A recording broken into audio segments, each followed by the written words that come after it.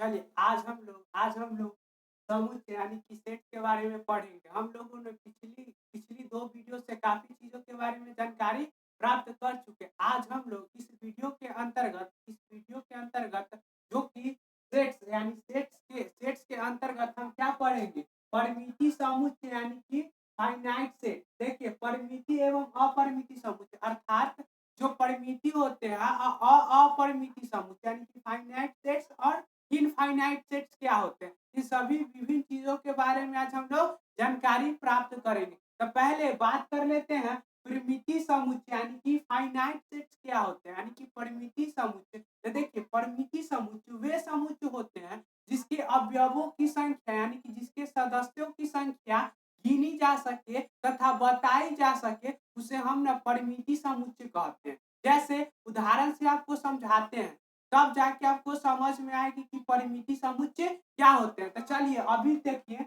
यहाँ पे देखिए दे दिया जाए, जैसे मान लेते हैं समुच्चय ए बराबर इस प्रकार के 1 2 3। अब इस प्रकार के देखिए, अब ये एक प्रकार कौन से समुच्चय के अंतर्गत हो सकते हैं? देखिए समुच्चय ए बराबर 1 2 3, तो यह कौन से समुच्चय? परिमिति समुच्चय अथवा अपरिमिति समुच्चय। तो यह कौन से समुच्चय में होंगे? यह होंगे परिमिति समुच्चय। अब परिमिति समुच्चय क्यों होंगे? क्योंकि इसके अवयवों की संख्या यानी कि इसके सदस्यों की संख्या बतलाई जा सकती है। इसको हम कह सकते हैं ना कि समुच्चय ए में अवयवों की संख्या कितनी है? तो इसके सदस्यों को काउंट करेंगे 1 2 3, तो इसमें अब अवयवों की संख्या कितनी हुई? 3। तो यदि इस प्रकार के कोई समुच्चय दिए रहे जिसको क्या किया जाए, जिसको बतलाई जा सके, क्या बतलाई जा सके? जिस समुच्चय के सदस्य को बतलाई जा सके अर्थात गिनी जा सके, वैसे समुच्चय को हम कहते हैं परिमिति समुच्चय। क्या कहेंगे? परिमिति समुच्चय। तो इस प्रकार के परिमिति समुच्चय को पहचानने कौन से परिमिति होगी, कौन अपरिमिति होगी, ये सारी चीज क्या होगी एक उदाहरण से आप समझ सकते हैं। मान लेते हैं एक और उदाहरण आपको बताते हैं। इसी प्रकार दे दिया जाए ए बराबर ए समुच्चय 1 2 3 4।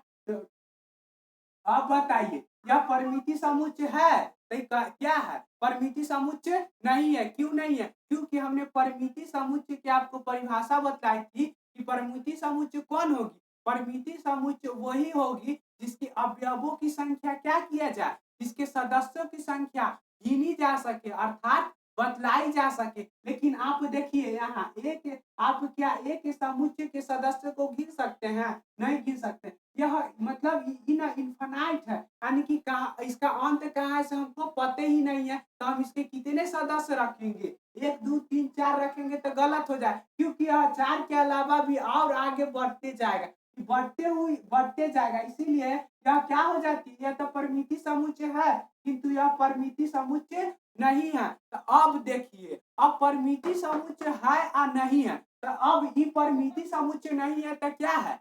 अब देखिए क्या है? तो यही होती है अपरिमिति समुच्चय यानी कि अपरिमिति समुच्चय होती है। तो अपरिमिति समुच्चय क्या होती है? तो आप इसी उदाहरण से आप अंदाजा लगा सकते हैं। थोड़ा सा अपना दिमाग लगाइए कि अपरिमिति में क्या था? तो परिमिति में था कि समुच्चय के जो समुच्चय दी हुई रहती है उस समुच्चय के अवयवों की संख्या बतलाई जा सकती है अर्थात गिनी जा सकती है। तो उस प्रकार के समुच्चय को हम कौन से समुच्चय कहते थे? परिमिति समुच्चय। यदि जिस जिस समुच्चय के अवयवों की संख्या नहीं बतलाई जा सकती है अर्थात नहीं गिनी जा सकती है, उसे अपरिमिति समुच्चय कहते हैं। तो बताइए 1 2 3 मतलब समुच्चय 1 2 3 या कौन से समुच्चय होंगे? परिमिति अथवा अपरिमिति? तो कौन से समुच्चय होंगे? अपरिमिति समुच्चय होंगे। कौन से समुच्चय? अपरिमिति समुच्चय होंगे। या कौन से समुच्चय होंगे? परिमिति समुच्चय। तो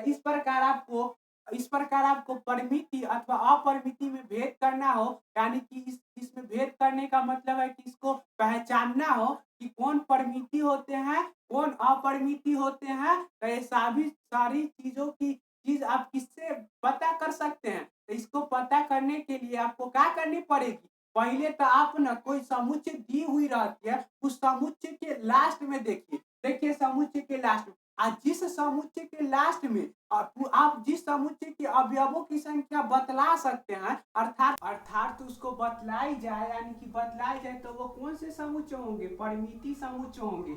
अब देखिए, आप जिस समुच्चय के अवयव के बारे में, अवयव देखिए, इसके अवयवों को नहीं गिना जा सकता, अर्थात इसको अवयवों को नहीं बतलाया जा सकता कि में कितने अवयव उपस्थित है। तो इसी प्रकार के समुच्चय रहे ना, तो यह कौन से समुच्चय हो जाती है? यह हो जाती है अपरिमिति समुच्चय। इस प्रकार आपको परिमिति एवं अपरिमिति समुच्चय समझ में आ ही गया होगा, और परिमिति और अपरिमिति समुच्चय में किस प्रकार भेद किए जाते हैं, यानी कि किस प्रकार अंतर किए जाते हैं, मतलब किस प्रकार अंतर किए जाते हैं, सारी चीजों के बारे में आप लोग आज जानकारी प्राप्त कर लिए। चलिए अब आगे आगे क्या देखते हैं, आगे कौन।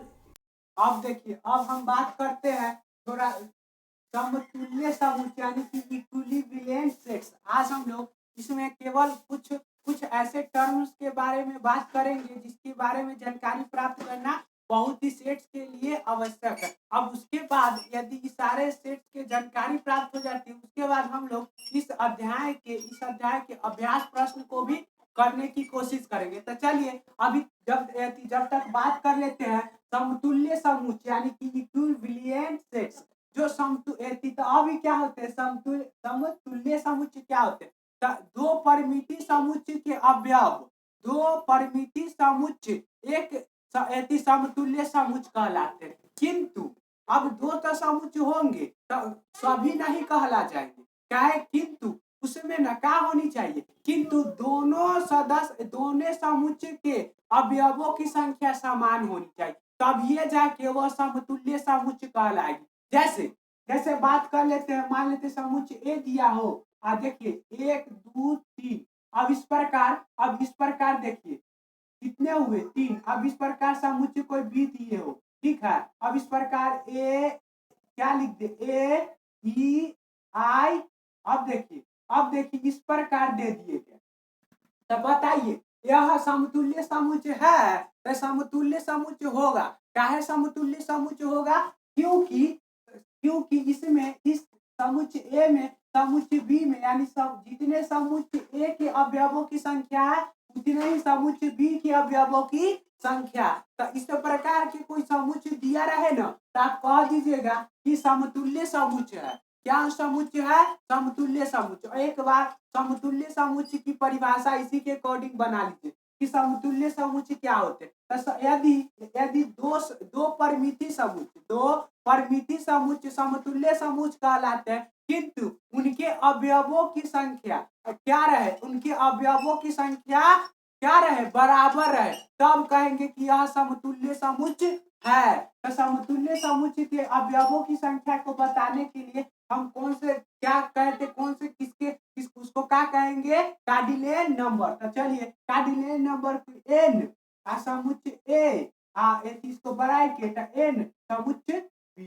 तो इस प्रकार आप लिख दीजिएगा ना, तो काम चल जाता है। इसका कहने का मतलब यह होता है कि कार्डिनल नंबर ए समुच्चय ए के कार्डिनल नंबर समुच्चय बी के कार्डिनल नंबर क्या है? बराबर है, यानी कि क्या है? बराबर है। तो इस प्रकार आप देख सकते हैं कि समतुल्य समुच्चय यानी कि इक्विवेलेंट सेट्स। अब इक्विवेलेंट सेट्स में इक्विवेलेंट सेट्स यानी कि समतुल्य समुच्चय। तो इस प्रकार के समुच्चय को हम कौन से समुच्चय कहेंगे? समतुल्य समुच्चय। अब समतुल्य समुच्चय समझ में आया? अब बहुत सिंपल है। कैसे सिंपल है आप देखिए, कोई भी दो परिमिति समुच्चय दिया है, परिमिति समुच्चय है ना, देखिए 1 2 3, इसके अवयवों की संख्या बदलाई जा सकती है ना, तो यही ना हुआ परिमिति समुच्चय। अब इस परिमिति समुच्चय को, इस परिमिति जो समुच्चय है, अब इस परिमिति समुच्चय को क्या कीजिए, इस परिमिति समुच्चय को फिर दूसरे समुच्चय से तुलना कीजिए, तुलना करने का मतलब कंप्लीट क्या कीजिए, इसको तुलना करिए। अब तुलना करने के पश्चात अब दोनों समुच्चय में तुलना करने के पश्चात अब उसमें दोनों समुच्चय के जो दो समुच्चय में आप तुलना किए हैं उसी समुच्चय में क्या करनी है? उस समुच्चय के अवयवों की संख्या आपको गिननी है। इसमें कितने अवयव है? तो इसमें कितने अवयव है? गिनिए, 1 2 3 अवयव है। कितने अवयव है? 1 2 3 अवयव है। तो इस प्रकार के कोई समुच्चय दिया रहे तो वही समुच्चय हमारा समतुल्य समुच्चय कहलाता है। कौन से समुच्चय कहलाता है? समतुल्य समुच्चय। तो ठीक है, अब इस प्रकार आपको समतुल्य समुच्चय एवं परिमिति समुच्चय, अपरिमिति समुच्चय, कार्डिनल नंबर, परिमिति समुच्चय के अवयवों की संख्या को कार्डिनल नंबर कहते हैं। इन विभिन्न चीजों के बारे में जानकारी प्राप्त कर लिए। अब थोड़ा और आगे चलते हैं। इससे आगे चलने के बाद पता चलेगा कि इससे आगे आगे बढ़ने के बाद और भी चीजों के बारे में आपको पता चलेगा। चलिए अब हम देखते हैं परिमिति समुच्चय के अवयवों की संख्या, अर्थात जो परिमिति समुच्चय होती है उस परिमिति समुच्चय के अवयवों की संख्या के बारे में थोड़ा बात करते हैं। क्योंकि परिमिति समुच्चय जो दी हुई रहती है उस परिमिति समुच्चय के अवयवों को संख्या, यानी कि जो अवयव दी रहती है उस अवयवों की संख्या को हम कहते हैं कार्डिनल नंबर। क्या कहेंगे? Cardinal number. अब देखिए इस प्रकार कोई परिमिति समुच्चय दिया है, जैसे मान लेते हैं, एक उदाहरण लेते हैं, जैसे समुच्चय ए बराबर 1 2 3, इस प्रकार कोई परिमिति समुच्चय हमको दी हुई है। इस प्रकार कोई परिमिति समुच्चय दी हुई है। अब इस परिमिति समुच्चय में कार्डिनल नंबर कौन होगी? इसके अवयव होगी। इसी के अवयव को हम कहेंगे कार्डिनल नंबर। अब देखिए कार्डिनल नंबरों को तो हम हमेशा किसी समुच्चय को यदि समुच्चय, अब इसमें पूछ देगा कि समुच्चय ए में कार्डिनल नंबर कितने हैं, तो आपको लिखना पड़ेगा समुच्चय ए में कार्डिनल नंबर 3 है। तो कार्डिनल नंबर को लिखने के लिए संक्षिप्त यानी कि इसको ना संक्षिप्त भी किया गया। तो संक्षिप्त करने के लिए इसको ना एन इस तरह निरूपित किया जाता है। फिर से अच्छे से देखा देते कि एन हुआ एन इसको ए ब्रैकेट में हो गया। तो इस प्रकार कार्डिनल नंबर को इस प्रकार यदि कार्डिनल नंबर कोई दी हुई रहती है तो उस कार्डिनल नंबर को इस तरह से प्रदर्शित किए जाते हैं। इस तरह से कार्डिनल नंबरों को लिखा जाता है। अब तो इस प्रकार कार्डिनल नंबरों को प्रदर्शित किया जाता है। अब देखिए इस प्रकार, अब यहाँ एक कार्डिनल नंबर, अब इसमें हमको पूछा समुच्चय ए बराबर 1 2 3 में कितने कार्डिनल नंबर, तो इसमें कितने कार्डिनल नंबर है? तो गिनिए 1 2 3, तो इसमें कितने कार्डिनल नंबर है? 3 कार्डिनल नंबर। अब इस प्रकार हम लिख देते हैं इसमें कितने कार्डिनल नंबर है? 3 कार्डिनल नंबर है। तो इस प्रकार कोई भी कार्डिनल नंबर की बात की जाए तो आपसे पूछा जाए कि कार्डिनल नंबर क्या है, तो आप बता सकते हैं कि किसी भी परिमिति समुच्चय के अवयवों की संख्या ही कार्डिनल नंबर कहलाता है। आपसे एक परिमिति समुच्चय दे दी जाएगी और उस परिमिति समुच्चय में कार्डिनल नंबर को क्या कहेगी बताने के लिए, तब कार्डिनल नंबर को कैसे बताइएगा? उसके अवयवों को क्या कीजिए, जो समुच्चय दी रहती है उस अवयवों को काउंट कीजिए। काउंट करने के बाद उसको क्या कीजिएगा, पहले जिस प्रकार उसको प्रदर्शित करते हैं पहले प्रदर्शित करने की तरीका को लिखिए और उसके बाद बराबर में कितने कार्डिनल नंबर उपस्थित थे उन सभी कार्डिनल नंबरों को लिख दीजिए। जैसे कि मैंने यहाँ किया, इसमें कितने कार्डिनल नंबर थे? 1 2 3 कार्डिनल नंबर थे, तो यहाँ मैंने 3 लिख दिया। अब इस प्रकार इसको ना हम एन ब्रैकेट में ए, यदि समुच्चय ए रहता यहाँ समुच्चय बी रहता तो यहाँ बी करते, यदि समुच्चय सी रहता तो यहाँ सी करते। इस पर आपको ध्यान देनी है। यदि मान लेते समुच्चय बी में दे दिया जाए 4 5 8 2, इस प्रकार के एक समुच्चय दे दिया गया। ठीक है, इस प्रकार के एक समुच्चय दे दिया है। अब इस समुच्चय में हमको कार्डिनल नंबर पूछेगा, तो पहले इसके कार्डिनल नंबर को प्रदर्शित करते हैं। उस प्रदर्शन को तो लिख लेंगे ना, तो किस प्रकार प्रदर्शित करते थे? तो एन लिख देते थे छोटा वाला, इसके क्या है समुच्चय हमारा बी है तो बी लिख देते थे और ब्रैकेट कर देते थे। अब देखिए हो गया। अब कार्डिनल नंबर लिखने की आवश्यकता नहीं है, क्योंकि कार्डिनल नंबर यही लिख दीजिएगा ना तो हो गया। इसको पढ़िएगा कार्डिनल नंबर कितना है 1 2 3 4, इस प्रकार आपको हो गया। तो ये समुच्चय बी में कितने कार्डिनल, अब इसको पढ़िएगा समुच्चय बी में कितने कार्डिनल नंबर है, तो समुच्चय बी में 4 कार्डिनल नंबर। इसको इस तरह पढ़ा जाता है। इसको किस तरह पढ़िएगा, समुच्चय बी में यदि 4 कार्डिनल नंबर है, समुच्चय ए में 3 कार्डिनल नंबर है। तो इस प्रकार आपको बतानी है कि कार्डिनल नंबर क्या होती है, और इस तरह आपने आपने अब कार्डिनल नंबर को ज्यादा डिफाइन नहीं करते हुए आगे बढ़ते हैं।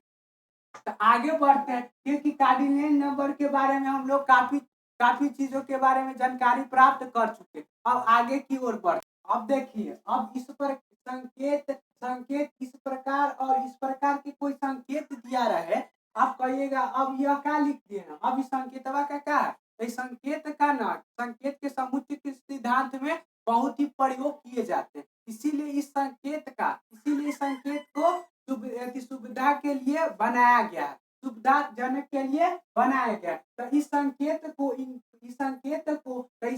इस प्रकार दिया है, इस प्रकार, तो इस क्या है, मतलब इसको कैसे पढ़ेंगे। यदि मान लेते हैं कोई इस प्रकार के ए दिया रहे, इसको इस प्रकार दिया रहे, तो इसको क्या पढ़िएगा, आपको समझे में नहीं आएगा, तीर के साइन रहेगा, तो इसको पढ़िएगा कि ए न बी को इंगित करता है, यानी ए न बी को बतलाता है, यानी इसका केवल मतलब होता है कि इंगित करता है। इस जो आप संकेत देख रहे हैं, इसका मतलब इंगित करता है, तो इंगित करता है यानी किसके बारे में, ए न बी के बारे में बतलाता है।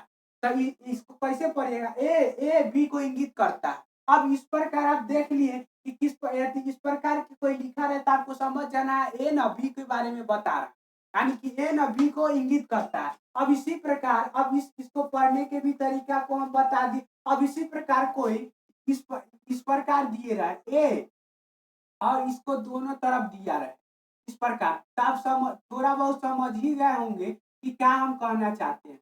तो अब देखिए इतना ठीक से बना लेते हैं तब ये समझ में आए। तो देखिए अब इस प्रकार के संकेत रहे समुच्चय के सिद्धांत में इन संकेतों का प्रयोग काफी किया जाता है, इसीलिए इस संकेत के बारे में जानना अत्यधिक जरूरी है, क्योंकि हम लोग सेट्स यानी कि समुच्चय पढ़ रहे हैं, सेट्स पढ़ रहे हैं, इसीलिए सेट्स के विभिन्न संबंधों की जानकारी रखना बहुत ही महत्व रहती है। तो इसी महत्व के कारण हम लोग इस संकेतों के बारे में जानकारी प्राप्त कर रहे हैं। तो यदि कोई सेट्स में कोई समुच्चय में इस प्रकार को आपको प्रदर्शित किया दिखे कोई लेटर्स, तो देखिए तो इसको क्या पढ़िएगा, यदि ए न बी, यदि ए इंगित करता है बी को, बी इंगित करता है ए को, इंगित करना यानी कि बतलाता है। अब इसको सिंपल भाषा में बताते हैं, ए बतलाता है बी को, बी बतलाता है ए को। अब दो व्यक्ति है, अब ऐसे बतलाता है, इधर वाला व्यक्ति उसको बतलाता, ई वाला, हाँ ई वाला उंगली है, ई उंगली को बतलाता है, ई उंगली इसको बतलाता है। तो यही तो है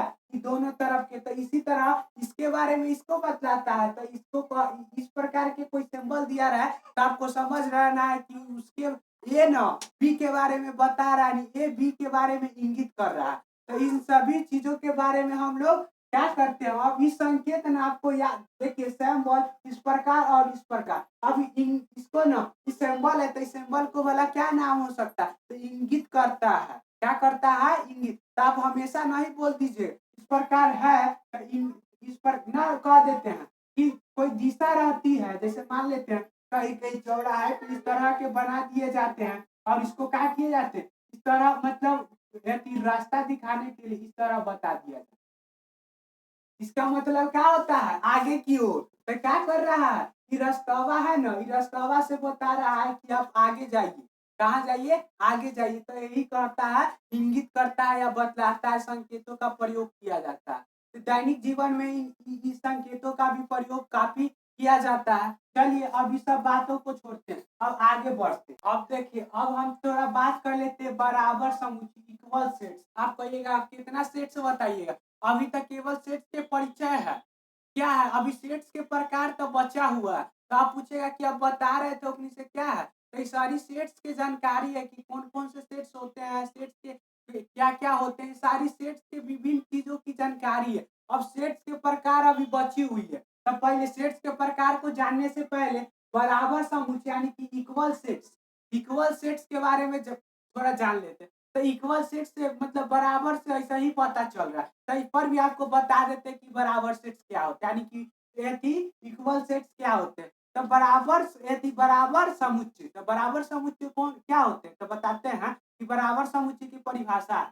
तो कहता है बराबर समुच्चय कि समुच्चय ए समुच्चय बी का बी क्या है, समुच्चय ए समुच्चय बी बराबर समुच्चय है। लेकिन रुकिए, समुच्चय ए समुच्चय बी का बराबर समुच्चय है, तो बराबर समुच्चय है, तब कहिएगा लेकिन बराबर तो होगा तब, लेकिन बराबर तब होगा जब जब उसके यदि समुच्चय ए के समुच्चय बी के अवयवों की संख्या समान होनी चाहिए, तब ये जाके बराबर समुच्चय कहलाए। तो हमने कहा था कि समुच्चय ए, तो समुच्चय ए बराबर या कि क्या लिख दे, 1 2 5 लिख दे, तो 5 लिख दे, ठीक है, 5 लिख दिए। और समुच्चय बी बराबर ए ई आई लिख देते हैं। तो बताइए कि बराबर समुच्चय है? तो बराबर समुच्चय नहीं है। क्यों बराबर समुच्चय नहीं है? क्योंकि इसके जो अवयव की संख्या, इसके अवयव की संख्या अलग अलग, क्योंकि यह नंबर में है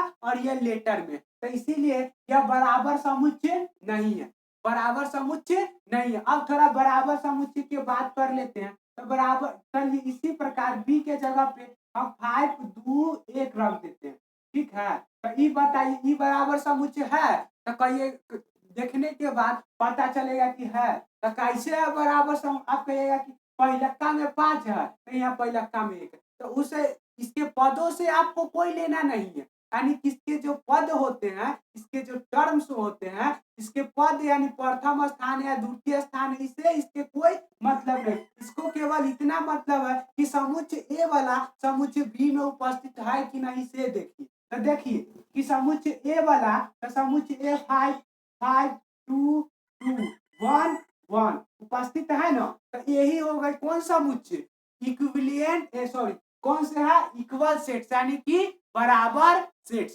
तो इस प्रकार बराबर सेट्स और भी बराबर सेट्स के कुछ उदाहरण दिखाते हैं।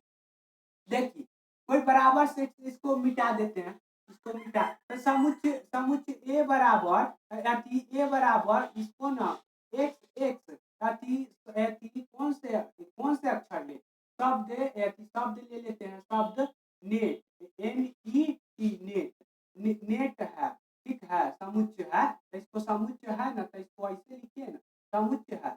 और अब फिर इसी प्रकार लिख देते हैं बी, बी समुच्चय, बी समुच्चय इनेट था, तो इसको क्या कर देते हैं, एथिनेट है ना, तो इसको क्या कर दीजिए, जो कि दोनों में एथिनेट है ना, तो इसको कर दीजिए इसको क्या कर देते हैं next N E X T. तो बताइए कि बराबर समुच्चय है या नहीं है? काहे नहीं है? क्योंकि नेट एन एन तब मिल रहा है, ई भी मिल रहा है, लेकिन यहाँ एक्स है यहाँ टी है, तो इसीलिए बराबर समुच्चय नहीं है, बराबर समुच्चय नहीं होगा। इसके ना हुबहू जिस प्रकार इसमें से जिसमें इसके अवयवों में जिस प्रकार जिस प्रकार समुच्चय ए में सम अवयव होनी चाहिए, उसी प्रकार समुच्चय बी में भी हुबहू से हुबहू अवयव होनी चाहिए, लेकिन यहाँ एक्स ज्यादा हो जाती, इसीलिए यह क्या है, यह कौन सी क्या है, यह बराबर समुच्चय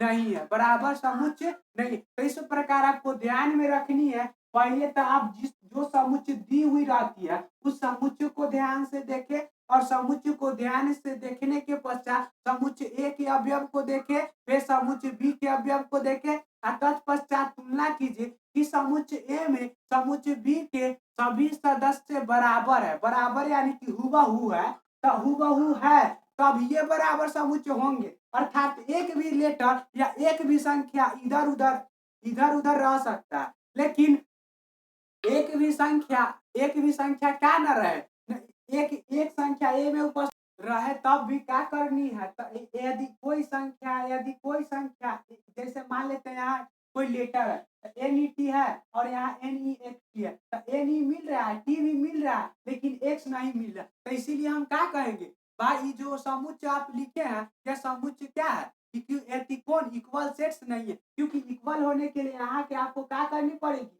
यहाँ को एक्स आपको हटानी पड़ेगी, यानी नेक्स्ट है ना, तो एन ई एक्स टी, तो एक्स हटा देंगे, तो ये कौन से समुच्चय हो गए, समतुल्य सॉरी समतुल्य नहीं, बराबर समुच्चय, इक्वल सेट्स हो जाएंगे। तो आज के वीडियो को करते हैं यहीं पे समाप्त। फिर अगली वाली वीडियो में हम लोग सेट्स के प्रकार और सेट्स के प्रकार के आगे हम लोग कुछ प्रश्न को, यानी कि जो बुक के प्रश्न दी हुई रहती है उस प्रश्न टाइप के क्वेश्चनों को क्या करेंगे, हल करने की कोशिश करेंगे, और हल के माध्यम